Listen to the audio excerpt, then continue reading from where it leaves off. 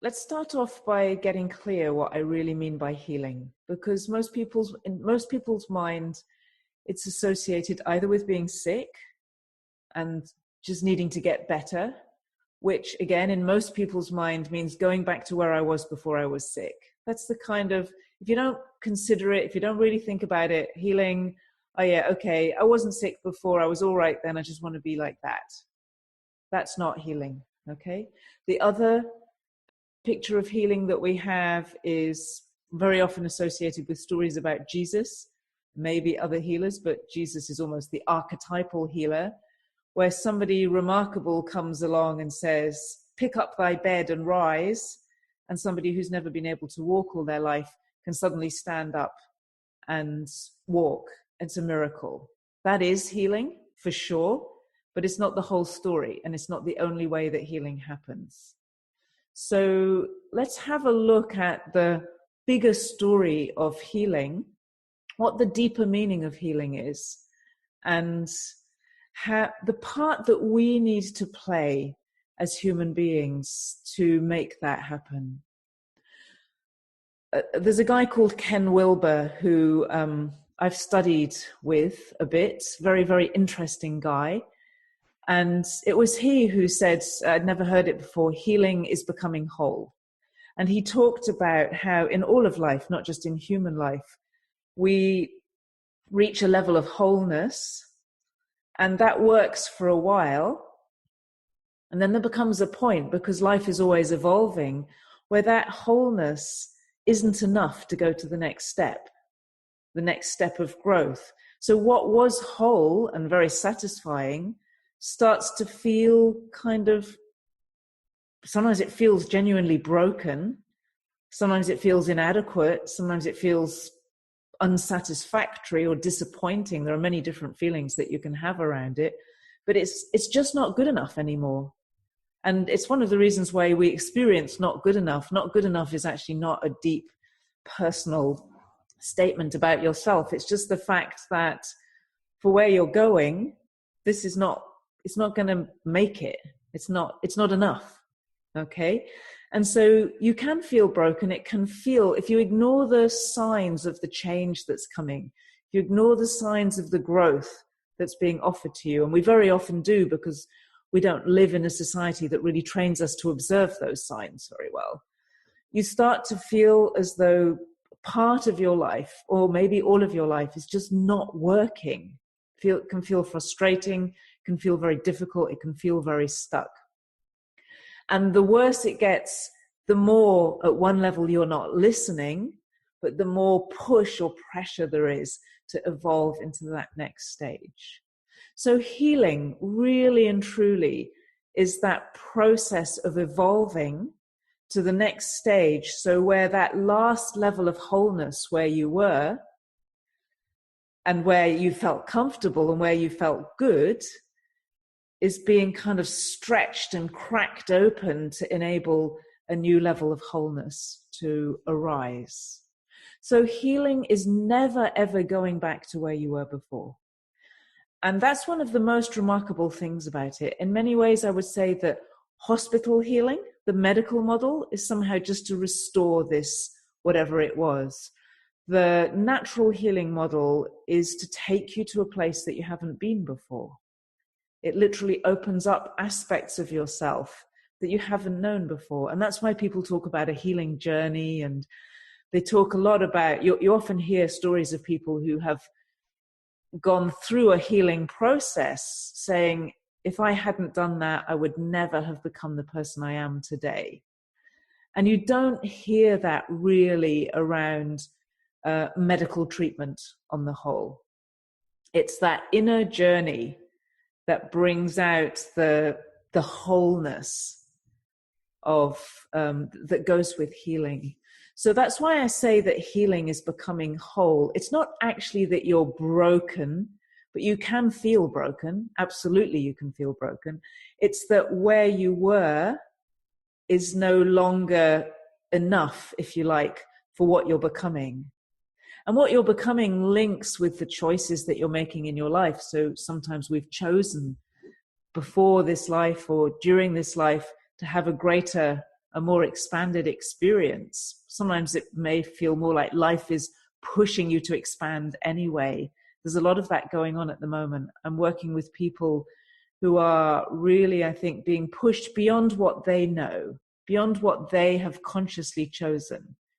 It's like somewhere deep inside themselves, they have shown up this lifetime to make a difference.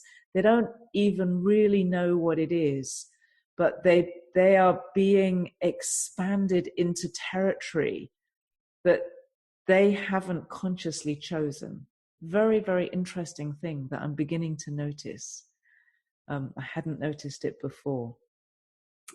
So life is constantly evolving and therefore constantly expanding. We are part of life, so we are part of that pattern. So we are constantly kind of going into a healing process. And then we have a little while where we settle and we kind of enjoy the fruits of our healing. And then we start again. That's physical. Some people will experience it more strongly than others. But every time you have a cold, every time you have flu, every time your body is compromised physically, you're actually in a healing process. Your body is being kind of stretched, if you like, or pushed to go to the next level. And that's even the case when people die. When you die, you're also going to the next level. And that letting go of the body, which we handle so ungracefully at the moment on the whole by getting ridiculously sick in old age, absolutely unnecessary for people to get sick in the way they do at the moment.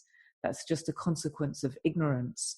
But that's a very undignified way of letting go of this particular body in order to move on to another experience. That's all that's happening. There's a change going on. And for sure, in the future, we will do that in a far more dignified way, where we have the self-mastery to let go of this one. People used to die in their sleep and just kind of let go. We will do that better than we used to, because people also used to die very young. We'll do it better than we used to, but we will for sure reach the point where it's simply a conscious choice. Done this one, time for another one. Let's move on. And there's preparation for that. And that is also part of the healing process. Okay. So that's what healing is. Healing is becoming whole. We become a greater and greater whole. That is a process that continues through your entire life. So please never have the impression that healing is something I've just got to get through now because there's something wrong with me so that I can get on with my life. It is not that. When we have that attitude, we miss the point of what healing is. Healing is a fundamental part of what's going on in life all the time. It's life's way of kind of going in a direction and then correct. It's almost like an auto-correction system in a funny kind of way, because life is a work in process too, or a work in progress. Life isn't fully formed. It's perfect as it is, and it's constantly becoming more perfect. So in that perfection, there's a lot of, well, this isn't working for me. I don't like this. This hurts. That's no good. That's not what I was wanting. I want something else. I want something better. I want more. I want different.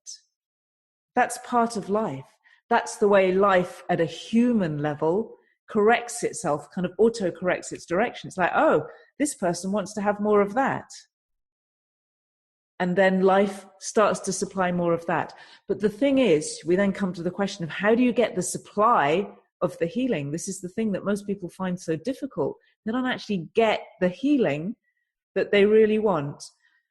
And there are three main reasons for that. The first reason is that people don't get the full healing experience because they never admit where they actually are. So they don't want to hear the truth about themselves. They don't want to hear the gritty reality. They don't want to hear the seriousness of their situation when it's a physical illness. They just want to hear like, oh, well, there's a treatment they've got to give me, so it's all right. I don't need to think about it. It'll be okay. Very common. I see that all the time. It's like, I saw that with my father. It was one of the most painful things for me. It's just like another treatment offered, another treatment offered, another treatment offered, sometimes with the most ridiculous odds, like 17% of improvement. It's like, oh, the 17% of improvement, that's worth doing. Like, what does that even mean? What does it mean, 17% improvement? What's the 17%? Is it you who's part of that? Is it not? How do you know? Like, that's not honest. It would have been more honest for him to just look at his situation for what it really, really was, in all its horribleness, and from that place make choices. But we don't do that because we don't want to hear. And so as long as there's a treatment there, it's okay, I'm all right. That's why healing doesn't really happen then. Sometimes we get, we have chronic conditions, and we talk about, what is it they talk about management. We know that we have to manage ourselves for the rest of our lives. That's what chronic illness is all about. It's about management. There's no talk about healing. There's no hope of healing that's offered. There's no understanding of healing. With relationships, most people also, they're never really honest. They never want to say, this is where my relationship is. They either go into drama, action, let's get divorced. It's like, I can't handle this pain, so I'm just going to go into total pain, but I don't know what that's going to be yet.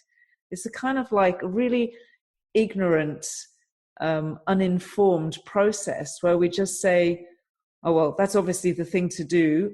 And we don't even engage with it enough to figure out whether that's going to be really painful, whether it's what we really want. I see this all the time. It's like, oh, well, obviously we're going to separate. You have no idea what pain that's going to cause. And then once you're in it, it's too late. Or you stay in this kind of half-life for the rest of your life, just managing the pain. That's not what we're talking about when we talk about healing, okay? Same with money, same with business and success and all that other stuff. So you actually have to be really real, gritty, honest. Face your situation. Sometimes that is just going to the doctor and getting the lowdown, not the high up, the lowdown. Where am I really? Even if the doctor can't see any hope for you, if the doctor tells you, well, my view is this, that can be really useful. Because from there, you go to the point of okay, so this is where I am. And you need to find that place where there's an acceptance of this is where I am. There's a kind of peace. It's difficult to describe. It's the first step of the truth will set you free. It's like, okay, this is serious. I can't deny this anymore. And it might be accompanied by a whole lot of swear words and much nastier thoughts than I just said. But the real thing is just like, oh, yeah. Okay, that's true. Okay. So please don't protect yourself from how bad it is if you want to heal. If you start to protect yourself, you're just, it's like you've got a hole which needs to be filled in with positive energy, which is the healing, and you're covering over the hole so that energy can't get in. Every attempt to protect yourself from this truth is an attempt to cover over the hole so that healing can't happen. And that's why healing so often doesn't happen at a deep level. Once you know the depth of the hole, this is very challenging and very powerful, there's a decision to be made. What is it in your heart? Really in your heart? It's like, what in your heart do you want to experience now? And this is not necessarily like what floats your boat. It will light you up, but it's not like, that feels lovely. It's a deep decision. Somewhere deep in my heart, whatever they've said, whatever my situation is, I realize the gravity of my situation. But somewhere in my heart, I want to be healthy. I want to have a great relationship. This is never a decision, I want to just survive this situation. There's never a just in it, okay? It's never, I just want to get through this. It's never a close my eyes, oh, just go away. Please leave me alone. It's always, it is a courageous decision in a way, because the key about this is that it defies reality. It defies experience. It defies what everybody is saying is possible. It defies what you know already, because what you know already has got you to where you are. However amazing, clever, educated, experienced you are, and this goes for me just as much as for anybody else. This is not a process that stops. This continues. I still have to deal with this. It's like however much I know already, the situation I'm in now, it wasn't enough. And so I come to the same point. However much I've learned, it's just I recognize the patterns a bit more. That's all. It's like that wasn't enough. The decision that I'm making is defying my knowledge. It's defying very often the knowledge of other people around me. Other people will say, you should do this. These are your options. You'll never solve this. You can't. My experience is showing me I don't know how to. Because if I knew, I would have done it already.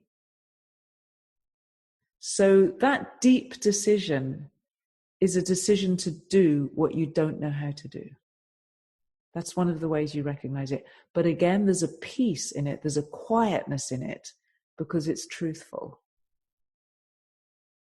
It's it's yours. So it's for you to decide what it is, what direction it is that you want to move in. But when you make that decision, there's a kind of quietness. It's an inner truthfulness. All of this is about inner truthfulness. The truth shall set you free. That is what was being said here. So once you've had your 2 moments of truth, and you can't force them, okay? I'm teaching you about them to help you recognize them, to help you not give up along the way, because it's really easy to say, oh, okay, obviously I'm just in a really bad place and there's nothing I can do about it and it's hopeless, so I'll settle for what I've got. Settling isn't healing. You can settle, you're always free to settle, but don't expect to be happy with it. Don't expect to feel satisfied, and do expect to come back and have to deal with the same thing all over again sometime. It'll be different, but these healings we actually need to experience. They're put in our way for a reason, okay? Because it makes our life richer, not because it's something you've stuffed up and you've got to get over. We're not fixing broken cups. We're actually growing. So once you've had your moments, your deep moments of truth, life kicks in really at that point. It will have already kicked in to help you to get to those moments. People will show up when you're in a very difficult place to give you pointers. But it's really from that deep decision that you have this experience that life is kind of really strangely helping you. And if you can keep a humility, the humility that came from that truthfulness, and you can keep open to the path that you're on and committed to go all the way to get results, not to get a little bit and say, okay, I'm done now, but to go all the way, to stay on that path. And that takes also some great honesty along the way. But you'll be really surprised at the help that shows up every time you feel stuck. If you remember where you're going, and you may again need to check in with where you are now, if you really open your eyes because you're really hungry to do this thing that you've never done before, and so you stay in that inner position of knowing that you don't know. And that's what keeps you open. Literally, the steps will emerge in front of you, almost like a walkway, like in the Indiana Jones movie, where the walkway, you walk off the cliff and the walkway opens up in front of you. There was an image in there which is at a life level almost exactly what it feels like. Sometimes you're just putting one foot in front of another. Sometimes you're just handling the reactivity that's been triggered, the releasing of old negative energy, your old ways that are not serving you anymore because you're evolving and growing and becoming a new whole. You have to let go of those. Many times you have to let go of what you have most relied on until now. Your trusty behavior friends, so to speak, you're saying goodbye to them. They're not saying goodbye to you. They're saying, keep me, keep me, keep me. Love me, I'm wonderful, I'm beautiful. Love them and say goodbye. Love them and say goodbye over and over again. So there's a lot of art to handling the journey of healing, but that's where all the beauty, all the fantastic amazingness of healing opens up. That's really the point. In fact, that's where you get to really know life, and you get to feel really alive. The life is not about arriving at destinations. It's not about creating this goal and achieving this goal. It's a very hollow life if you don't have this experience along the way. People will throw things at you all the way. You'll get into trouble in so many ways along the way to your big goal. And it's the way you handle all of that. It's the way you become more whole, and then more whole, and then more whole, and then more whole. That makes life a really rich experience. And what I'm talking about is the simplest, clearest process that I've seen to work and I've experienced to work across all different areas of life, where you find yourself in the hole without a W at the front. Doesn't matter how deep it is, and it doesn't matter how impossible it is as far as you can see to get out. Life doesn't really care about that. Life has so many resources for us, so many possibilities, but it does care about you seeing, I don't know if it cares, but when you see how deep you are and you see how high you want to go, and you're honest about that and you don't paper over it, that's when at an energy level what happens is energy starts to pour into that hole. Just like water always moves downhill, energy, positive energy, will always fill a vacuum. When you see where you are and you see where you want to get to, you create a vacuum. You create an opening for energy to fill in.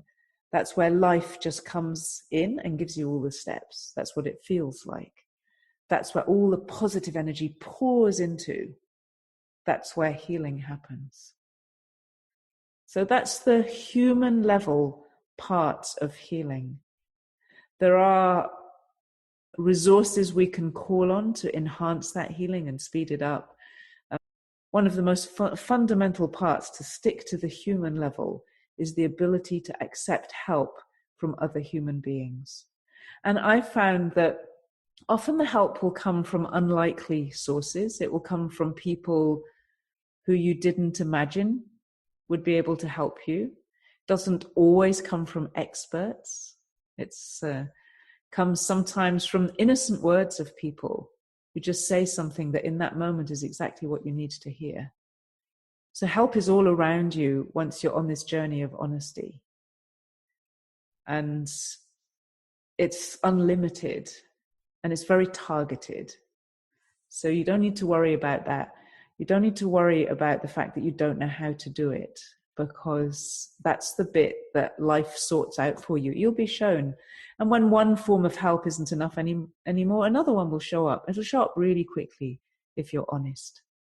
So that's the essence of how we get started on that healing journey, if you like. Healing itself can happen very fast, but we don't always know where it's going to happen along that journey. So we need to do all this stuff anyway. There are some remarkable things that can happen. But if you're always waiting for remarkable, it might never happen. So it's better to take responsibility and give it space. It'll be remarkable anyway. That's one thing that I can absolutely promise you. But this is actually what life is all about. This is evolution. This is how we grow stronger from our moments of weakness.